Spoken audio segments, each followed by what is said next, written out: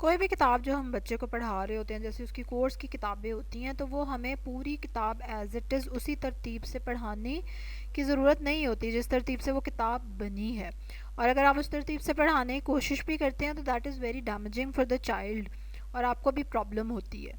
तो फिर हम क्या करें, ठीक है, ये आज हम वीडियो में डिस्कस करेंगे। बिस्मिल्लाहिर्रहमानिर्रहीम, अस्सलाम वालेकुम, वेलकम टू माय चैनल। मैं हूँ फ़राह, तकरीबन 20 ईयर्स तक मैं डिफरेंट स्कूल्स में टीच करती रही। फिर जब एजुकेशन सिस्टम मुझे सेटिस्फैक्ट्री ना लगा तो मैंने छोड़ दिया स्कूल को, अपने बच्चों को भी स्कूल से उठा लिया। मैं उनको घर पे ही पढ़ाती हूँ, उनके लिए जो नई चीज़ें सीखती हूँ अपने इस चैनल पे शेयर करती हूँ। जो लोग इंटरेस्टेड हैं ज़रूर सब्सक्राइब करें मेरे चैनल को और बेल आइकन पे भी ज़रूर क्लिक करें। अच्छा जी, किताब नॉर्मली हम खोलते हैं, ठीक है, उसमें हम चैप्टर पढ़ाते हैं बच्चे को, फिर एक्सरसाइज कराते हैं, फिर अगले चैप्टर पे चले जाते हैं, फिर एंड ऑलरेडी जो मैं अपनी वीडियोस में आपके साथ सीक्वेंस डिस्कस करती रहती हूँ बच्चे की पढ़ाई का, बुक उसको फॉलो नहीं कर रही होती, ठीक है। जैसे कि सीक्वेंस क्या है, ज़रा बताएं मुझे क्या है सीक्वेंस। कि सबसे पहले बच्चे का उस चीज़ को सुनना ज़रूरी है, उस चीज़ को देखना ज़रूरी है, उसके बाद वो बच्चा उस चीज़ को बोलेगा, पढ़ेगा और फिर जाके लिखेगा। जबकि बुक में क्या हो रहा होता है, ठीक है, देयर इज़ अ चैप्टर जिसको आपने पढ़ना भी है, समझना भी है, फ़ौरन फ़ौरन उसके सारे सवालों के जवाब भी आपने लिखने हैं, एज इट इज़ बताने भी हैं ऑरली। आप मुझे बताएं कि बच्चा इतनी जल्दी जल्दी कैसे ये काम करेगा, ठीक है, इट्स नहीं कर सकता ना, छोटा बच्चा स्पेशली नहीं कर सकता। इसी तरह छोटे बच्चों की भी जो बुक्स बनी होती हैं उसमें एक पेज पे कई कई तस्वीरें हैं और फिर अगले पेज पे ये एज सच बुक्स में अगर ये सब कुछ है भी इस तरह से, ठीक है, तो मैं आपको ये बताने वाली हूँ कि अब आप उसको क्या करेंगे, ठीक है। उसका मतलब ये नहीं कि आप बुक के हिसाब से चलें, बेशक वो बुक कितनी भी अच्छी है तो आप कहें कि हाँ भाई बुक बड़ी अच्छी है तो इसलिए मैं बुक के हिसाब से ही चलूँगी। आप ऐसा नहीं करेंगे, ठीक है। आप लोगों ने अपने हिसाब से चलना है और उस फॉर्मूले के हिसाब से चलना है। ज़रूरी नहीं उस बुक की हर चीज़ बच्चा करे फ़ौरन के फ़ौरन, बल्कि एक बार में तो बच्चे को किताब वैसे ही फिनिश करा दें पूरी। जो उसको समझ आए वो एक्सरसाइज में से कर ले, जो उसको ना समझ आए वो उसको छोड़ दे। फिर जब हम दूसरी बार उस किताब को पढ़ें वो तब कर ले, तब भी ना समझ आए तो तीसरी बार पढ़ें तो तब कर ले, ठीक है। अब इतने बार पढ़ने की ऑप्शन स्कूल वाला नहीं आपको देता, ठीक है, स्कूल्स में ऐसा नहीं होता, इट डज़ नॉट हैपन।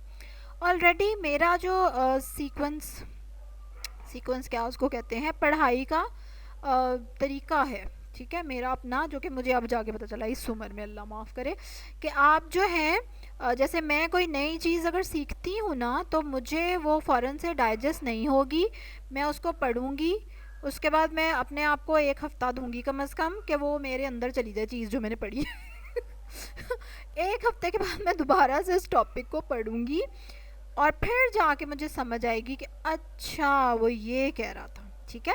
या एट टाइम्स हुआ कि एक चीज़ आपने पढ़ी और आपको कख समझ नहीं लगी, आपको बिल्कुल समझ नहीं आई। आप याद करें, रिकॉल करें अपना बचपन का दौर, ऐसा होता होगा ना कि एक चीज़ नया टॉपिक शुरू किया, कुछ समझ नहीं आया कि टीचर क्या कह रही है, और उस पर हम अपने आप को समझते थे कि मैं तो बहुत ही नालायक हूँ तो मुझे शायद नहीं समझ आ रहा, और अपने आप को हम ना करना शुरू कर देते हैं, क्योंकि हम अपने इर्द गिर्द से यही कुछ सीखते हैं, सुनते रहते हैं कि भाई तुम्हें तो आता नहीं, तुम्हें। हालांकि इट वाज ओके, एक बार पहली बार आप चीज़ सुन रहे हैं वो कैसे आपको आ जाएगी, है ना, उसको सिंक होने में टाइम लगेगा ना। लेकिन ये चीज़ कोई हमें बताता नहीं, कोई हमें गाइड नहीं करता। अब हमारे जो छोटे बच्चे हैं ना वो भी अब जब बुक पढ़ते हैं तो एक तो बुक्स उनके हिसाब से इतनी ज़्यादा अवेलेबल ही नहीं है बाज़ार में। मैंने क्यों अपनी वर्क बुक्स बनानी पड़ी मुझे छोटे बच्चों की, क्योंकि मुझे अपने बच्चों के लिए मिल ही नहीं रही थी बाज़ार में वैसी बुक्स जैसी कि मिलनी चाहिए, ठीक है। और इवन मैं अपनी वर्क बुक को भी अब उसी तरह से ब्रेक करूं तो मुझे करना पड़ेगा, हालांकि मैंने ये बड़े सोच के और उनको डिज़ाइन किया था, but still I am breaking them, मैं फिर भी उनको तोड़ तोड़ के पढ़ा रही हूँ अब ठीक है। ये देखें, जैसे कि मैं आपके सामने दिखा रही हूँ, ये ड का पेज है। सबसे पहले तो ड बड़ा बच्चे को लिखा हुआ हमने दिखाया ना, ठीक है, ड और पहाड़, ठीक है, और उसका एक्शन समझ आ गई। पहाड़ दिखा दिए बच्चे को, ड लिखा हुआ दिखा दिया और उसका एक्शन करके दिखा दिया। फिर पहाड़ की बड़ी पिक्चर आ गई, वो भी ठीक है। अब नीचे पहाड़ की ट्रेसिंग दी हुई है, इट डज़ नॉट मीन कि बच्चा फ़ौरन ट्रेसिंग करना शुरू कर देगा, छोटा बच्चा नहीं करेगा, दैट इज़ ओके, ठीक है। उसके बाद वो आगे है, ये देखें, ब्लेंडिंग, ड़ आड़ा ड़ ईड़ी। तो पहली पहली बार अगर वो ड़ पढ़ रहा है तो ज़रूरी नहीं वो उसकी ब्लेंडिंग भी उसी टाइम करे वो। अच्छा बच्चा नहीं करेगा, आप उसको पढ़ के सुना दें, ड़ अड़ आड़ ईड़ ईड़ एड़े, ठीक है। जब उसको पहचान हो जाएगी ना अच्छे से, जब वो ड़ को देख के फ़ौरन से बोलेगा ड़, है ना, ठीक है। और जब उसको अ की पहचान हो जाएगी, अलिफ की, यू नो, ड़, ठीक है, तो उसके बाद उसको इसको ब्लेंड करना कितना इजी हो जाएगा। तो अब पहली बारी में हम कर लेंगे सब साउंड्स, उनका एक्शन, बस। ज़रूरी नहीं उसी टाइम पे बच्चे को आप लिखवाएं भी, ट्रेसिंग भी कराएं, ये भी कराएं कि नहीं ये पेज करके तो फिर अगले पेज पे जाना है हमने, ठीक है, ऐसा नहीं। आप उसको सिर्फ साउंड्स की ब्लेंडिंग, साउंड्स कराएं, ठीक है, उसमें कलरिंग कराएं पहाड़ के, उसके पहचान कराएं। उसके बाद हम जब दूसरी बार बुक शुरू करेंगे तो साउंड्स रिवाइज होंगी, उसको साउंड्स ऑलरेडी आती होंगी, अब वो उनको पहचान रहा है, उनको बोल रहा है। अब उसके लिए उसको लिखना कितना इजी हो जाएगा ट्रेसिंग पे, ठीक है, वो लिख सकेगा। अच्छा ट्रेसिंग पे लिख लिया, ये भी नहीं कि अब उसको ट्रेसिंग का पूरा पेज लिखवाएं शुरू शुरू में बच्चे को ना, इट्स ओके कि उसने 2 लाइन्स भी लिख ली हैं तो कोई बात नहीं, 2 लाइनें वो कल लिख लेगा। फिर उसके बाद तीसरी बार हम रिवाइज करेंगे उस बुक को, तो अब वो ब्लेंड करेगा, क्योंकि अब उसको लिखना भी आ रहा है, उसको वो पहचान भी रहा है, उसको पढ़ भी रहा है, उसको बोल भी रहा है, तो अब वो ब्लेंड करेगा, ड़ आ ड़ा। देखा, तो हमने कितने सारे कवर्स डाल दिए एक बुक के ऊपर। तो इसी तरह से आप बुक को ब्रेक कर लें, क्योंकि बुक जब बनी होती है तो उसके पीछे काफ़ी ज़्यादा स्ट्रैटेजीज़ वर्क कर रही होती हैं।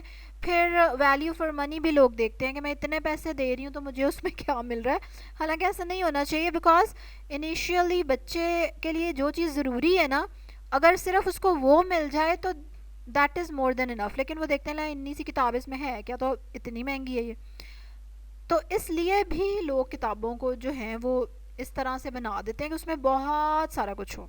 अब ये जैसे ये वाली वर्क बुक है ना मेरी, इसमें अब जैसे ट्रेसिंग है, अब पेज पूरा अगर नीचे खाली जगह बच रही है तो चलो वहाँ ट्रेसिंग दे दी, ज़रूर पेज ज़ाया करना है, ये हम जैसे लोग ये सोचते हैं, लेकिन आपने बच्चे को भी देखना है, राइट।